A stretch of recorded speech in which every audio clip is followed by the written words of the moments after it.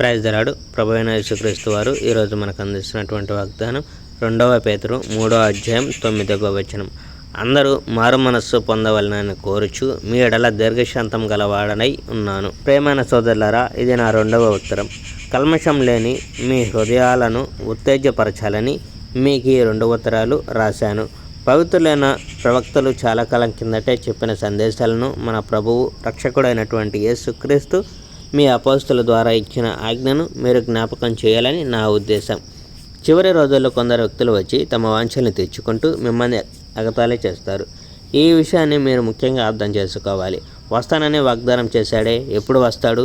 మా పూర్వీకులు మరణించినప్పటి నుంచే కాదు, ప్రపంచం సృష్టించబడినప్పటి నుంచి అన్నీ సక్రమంగానే నడుస్తున్నాయి అని వాళ్ళు అంటారు.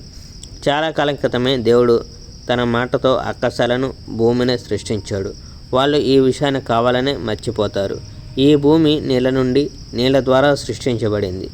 నీళ్ళ కారణంగా ప్రళయం వచ్చి ఆనాటి ప్రపంచం నాశనమైపోయింది. దేవుడు ఆ మాటతోనే ఈనాటి ఆకాశాన్ని, భూమిని మంటలతో నాశనం చేయడానికి దాచి ఉంచాడు. తీర్పు చెప్పే రోజు దాకా, అంటే దైవభక్తి లేని వాళ్ళను నాశనం చేసే రోజు దాకా దాచి ఉంచుతాడు. కానీ ప్రియమైన సోదరులారా, ఏ విషయాన్ని మర్చిపోకండి. ప్రభువుకు ఒకరోజు 1000 సంవత్సరములుగాను, 1000 సంవత్సరాలు ఒక రోజుగాను ఉంటాయి.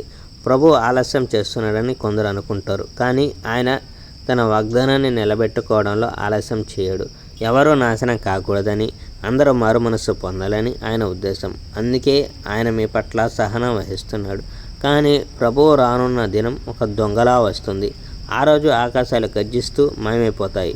ఆకాశాల్లో ఉన్నవన్నీ మంటల్లో కాలి నాశనం అయిపోతాయి. పృథ్వీ, దానిలో ఉన్న సమస్త వస్తువులు కాలిపోతాయి.